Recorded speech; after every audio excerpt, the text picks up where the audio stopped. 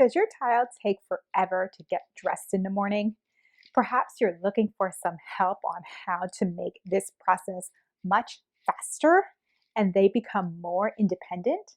Well, keep on watching this video to learn some new tips.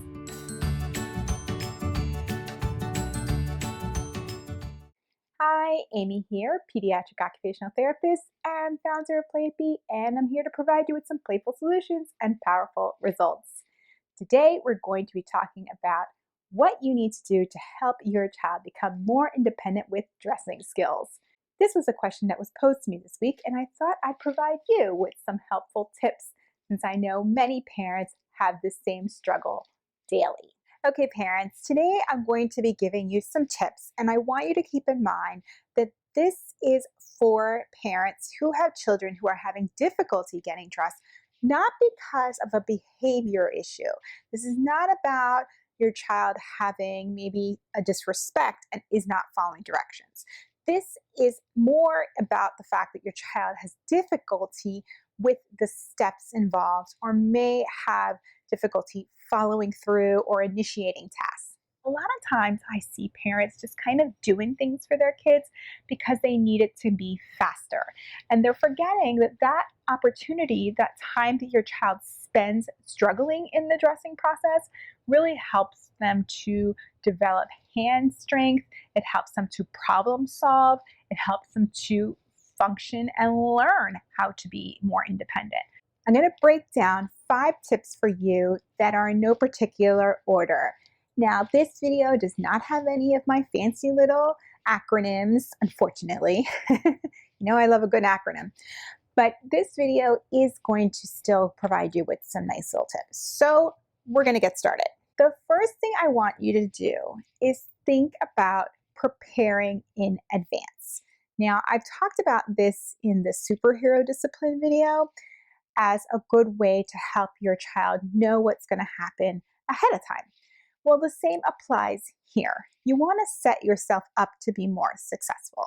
So if you already have things worked out for your child in advance of what they are expected to wear and have ready for them, they are going to be more successful if you tell them to get ready, right? So you want to think about how you can do that. There's different ways to prep in that situation. You can maybe create labels for where their clothes are in different drawers. Maybe you have a chart that lists the steps. So there's different things that you can try to make that approach more successful. But again, you're just thinking about setting things up ahead of time so that your child is ready to go and doesn't have that extra step blocking their success. Another idea I have for you is to give them choices. But what if they don't really like what you have to offer? Sometimes children really just are a lot more cooperative if they have some sort of choice involved, especially if they don't feel like they get to choose things in other areas of their life. For example, when I was a kid, I first started out school in Catholic school and had to wear a uniform every day. But 4th grade, I moved and I was now going to public school. And I was so excited because I got to pick out my own clothes at stores. Now, I didn't get to pick out the fanciest clothes, but I still had a choice in the matter. And so I was thrilled to get up and get dressed every day. And I can tell you this, I still remember what I wore my first day of public school. So just giving your child some choices. Now, you don't have to give them complete any choice, right? I've talked about in a previous video about limiting choices, limiting options, because that really helps a child to make decisions a little bit quicker. So you want to maybe just give them 2, 3 choices at the max if it becomes a concern. Giving them choices may encourage them to be more willing to get dressed. Another idea is to break down the steps. So if we know that asking them to get dressed is just too much, right? Maybe it's just too much for them to do. There's too many steps involved. Perhaps you're only asking them at first to do step 1 and 2, and then you're going to assist them for the rest. So maybe it's their shoes that are the problem, right? A lot of kids have difficulty with tying shoes. So you may not consider that part of the getting dressed part, and then you're assisting them for that part. Or maybe you're just starting out with their shirt or their pants, right? And then they're getting help with some other things. You can always do that. You can check in on them and see, okay, have you done step 1 and 2?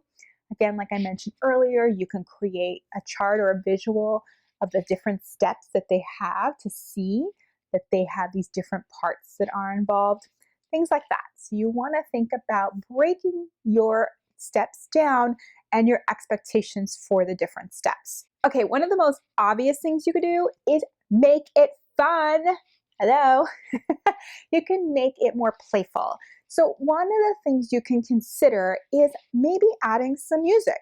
I know that as an adult, sometimes if I'm getting ready to go somewhere, or if I'm getting ready to set a mood for myself when I'm getting dressed, I may play some music and it helps me to get up and get going and get along. Well, kids are the same, right? So why don't you think about playing some music that maybe is upbeat, kind of motivates them to get up and go, or maybe you're using a certain song each time, and that is their cue. It's like an auditory cue to say, oh, it's time to get dressed because I hear that song is playing. So that's another way to make it a little bit more fun. For some kids who have difficulty filtering out music, it may be a distraction, so just think about what your kid needs. But for most part, I think making it fun with music is a good way to go.